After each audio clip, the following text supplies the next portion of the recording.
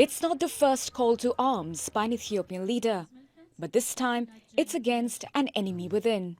Ethiopia atversın. Prime Minister Abiy Ahmed used the first anniversary of the conflict in Tigray to call on his citizens to fight and defeat the Tigrayan rebels.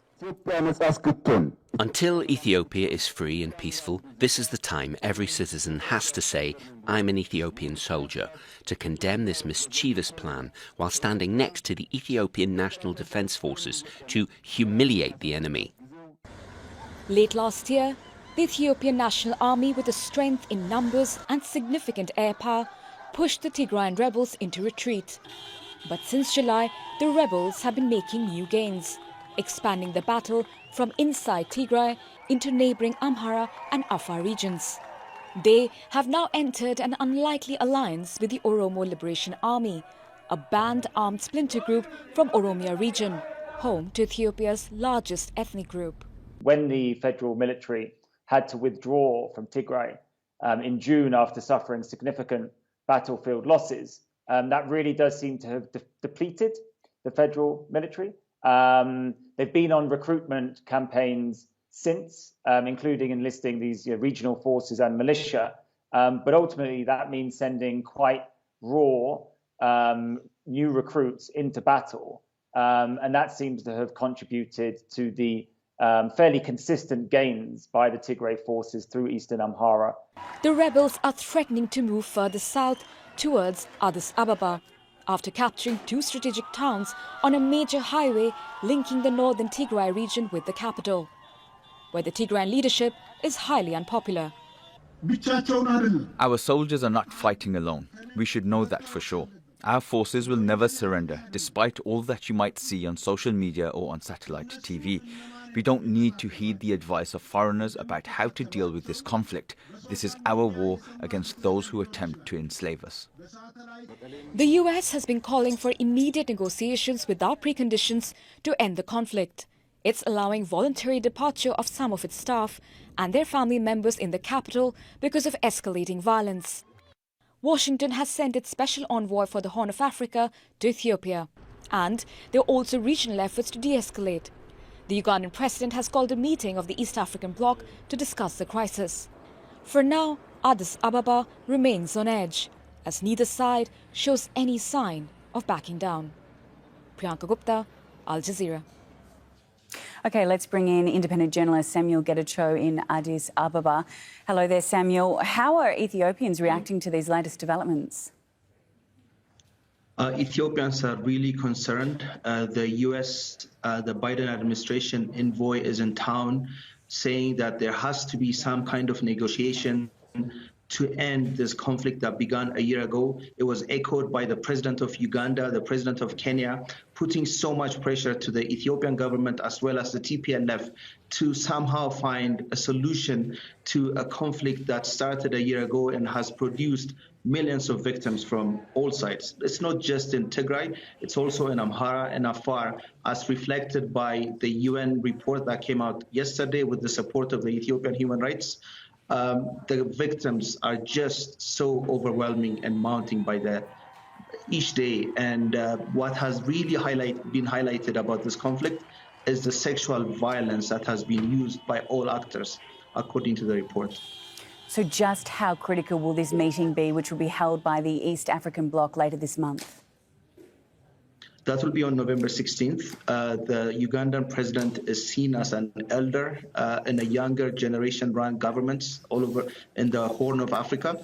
And it's going to be one of the options to bring this to a conclusion, because once again, the UN is saying there's going to be some sort of famine in Ethiopia, coming back to an old era.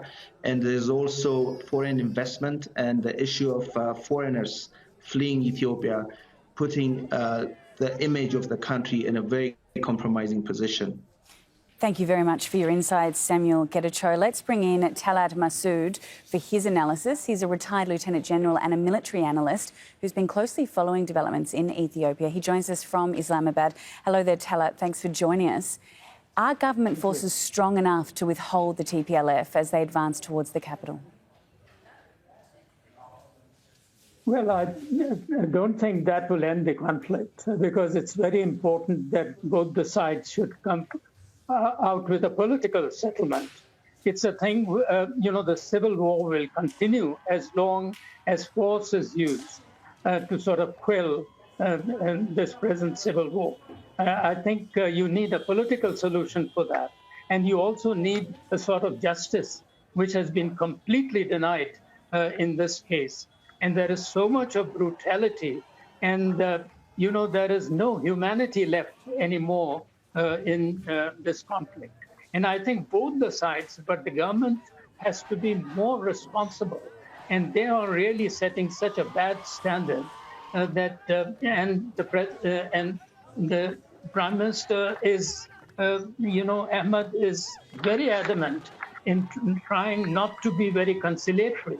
He seems to sort of deny the opportunity which is being afforded by his neighbors to sort of come to some sort of a political engagement with the PLF, but he doesn't seem to really agree to that.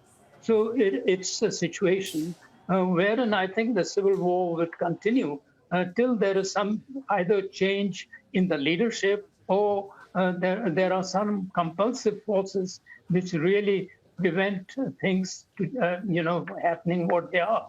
But at this point of time, with this president and with this sort of an policy and attitude, it becomes extremely difficult to find a way out of this brutal civil war, which has really taken the lives of millions of people, and not only the lives, but the quality of lives and the future of that country and of the people of the region has been seriously impacted and affected adversely. Talat, the UN High Commissioner for Human Rights has called for calm. Is that enough? Is the international community and Ethiopia's neighbours doing enough to call for calm? Well, I think that effort is okay, but the fact is I couldn't agree more that there has to be far greater effort and far greater focus. Actually, what happens is that the major powers are least interested in these areas, and they think that these humans are not important. And this is one of the saddest commentary that you can see what's happening, in the sense that there is not a realization at the global level, even at the African level, that what is happening in this part of the world. So I think, and it's a sad reflection of the overall quality of leadership. And I think the UN also has to be far more active. Although I think the UN rights chief is taking a lot of interest, but that is not enough. I think the United Nations Security Council, the UN organizations, the African countries, I think they all should really focus on it, and should America and also the major powers, China and Russia, also should take some interest if they are responsible major powers.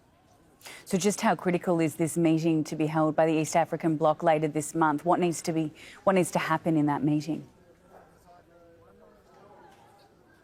Yeah, well, I think they might come out with some sort of a conciliatory approach, but whether will that be accepted by the parties concerned, that is a big question. Well, we appreciate your insights. Talat Massoud, a retired Lieutenant General and military analyst. Thank you for your time. Thank you.